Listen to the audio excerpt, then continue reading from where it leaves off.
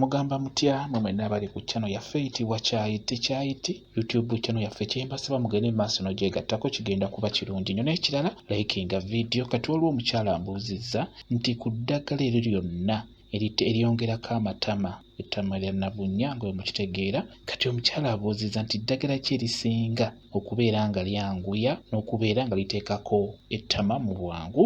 Okusookera ddala kye nnina okusooka okukubulira ggwe omwana omuwala abuuzizza ekibuuzo ekyo, eddagala mulimu eddagala eribeera lisinga ku linne waalyo, ekyo kituufu, naye ate ekintu ekyasinze okubeera ekikulu ensonga ey'okuteekako ettama wansi, tugeze tolinaako ttama oyagala kuliteekako oba ng'oyagala kulyongerako nga libaddeko lyeveera lyakendeera ng'oyagala kulyongerako, ettama eryo liba liteekeddwa okubeera ng'obeera olikolako saaviisi ng'olyongerako. Ebiseera ebisinga amatama ago gabeera nga tegaliiko oba nga matono. Ebiseera ebisinga omusajja wabeera akukwatako abeera ng'akwatako omwana omuto, kwegamba muli kiba kimwesiwaza kikulu nnyo kubeera ng'okola saaviisi ng'ettama eryo likuumirako oba ng'olyongerako nga bwe mukitegeera abaana abawala. Naawe wabuuzizza ekibuuzo ekyo kikulu. Kakati ekintu ekirala, eddagala lino nga bwe nkugambye nti lisiŋŋana mu kwanguya okwongerako amatama ago bw'ogateekako,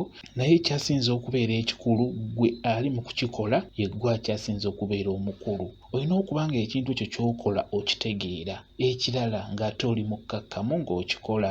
Ebintu ebyo byonna ebyowansi awo ebyokwongerako ky'olina okumanya, olina okuba nga ky'okola okitegeera, kuba ebiseera ebisinga gwe kennyini akikola osobola okukireetera okukona ne kigaana okgendako oba ne kigaana okweyongerako olw'enkola gy'okikolamu. Kisobola okukona bulungi nnyo. Ky'oba olaba nti abakyala abasinga oba abaana abawala ajja kugamba nti nsika ebintu byange naye tebyeyongerako, nteekako ettama naye terigendako teryeyongerako. Lwaki? Ebiseera ebisinga gwe akikola gwe kennyini osobola okukonya ebintu byo ne bigaana okweyongerako, osobola okukonya amatama ago ne gagaana okweyongerako ne gakoma mu kkubo ne gakoma awo. Kati n'olwekyo oteekeddwa okubeera nga ky'okola okitegeera.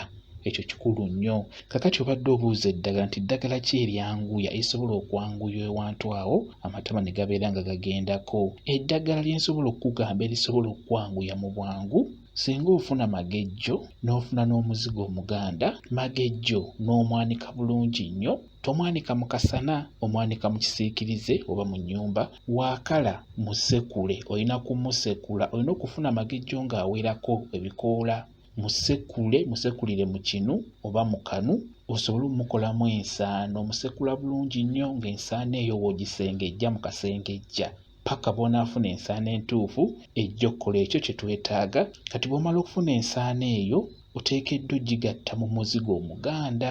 Omuzigo omuganda ogwo kyandibadde kirungi n'ofuna ng'omuzigo ogwo mulungi nga tegunnaba kufumbibwako, nga mukimanyi nti omuzigo gwe bagufumba abamu bateekamu ebirungo eby'enjawulo, mulimu abateekamu obutungulu. Kale n'olwekyo kyetaaga ofuna omuzigo nga si mufumbeko, otabulemu ensaano y'amagejjo bulungi nnyo. Omala ogitabulamu bulungi, teekawo akacupa ebbali.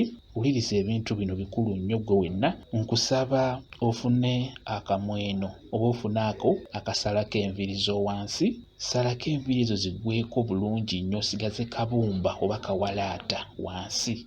Kati wezimala okuggwako enviiri ng'ozimazeeko, nkusaba ofuna amazzi agabuguma. Bw'omala okufuna amazzi agabuguma, funa akatawulo akalungi. Ddira akatawulo ako kannyike mu mazzi ago agabuguma oba agookya, beera nga ovumbavumba na bunyaayo, beera ng'ogivumbavumba. W'ogenda okukola beera ng'oyisaawo akatawulo akabuguma ng'ogiyisaako, ogisiimuula, ogivumbavumba. Kati bw'omala okuyisaako akatawulo ako akabuguma, simuule bulungi ekale. Ddira eddagala eryo omuzigo omuganda ng'otabuddemu magejjo nga bwe nkunnyonnyodde. Kwatamu olugalo gisiige bulungi nnyo. Bw'omala ogisiiga, Nabunnya gye ŋŋamba gisiige bulungi, tandika okubeera ng'omasaaginga, gimasaaginge mu masaaginga entuufu, amatama gajja kuba geeyongerako bulungi. Ekyo nkikubuulira. Ndowooza ggwe omwana omuwala eyabuuziza ekibuuzo ekyo okifunye bulungi nnyo. Eryo lyerisingako ku lyonna, eryo lyerisingako. Bwe kityo bwe kiri. Kambayo WhatsApp namba yange osobola okubaako ne ky'oyagala okumbuuza ku nsonga eyo, nja kuba nyongera okunnyonnyola bulungi nnyo. WhatsApp namba yange eri 07777 897 3401 yeeyo WhatsApp namba yange. Nja kuba kuddamu bulungi nnyo bwe kityo bwe kiri. Mwebale kubeera ku channel yaffe eyitibwa Kyayiti YouTube channel yaffe. Kyembasaba mugende mu maaso n'ogyegattako, kigenda kuba kirungi nnyo. N'ekirala likinga video mbeere bulungi. Mweraba.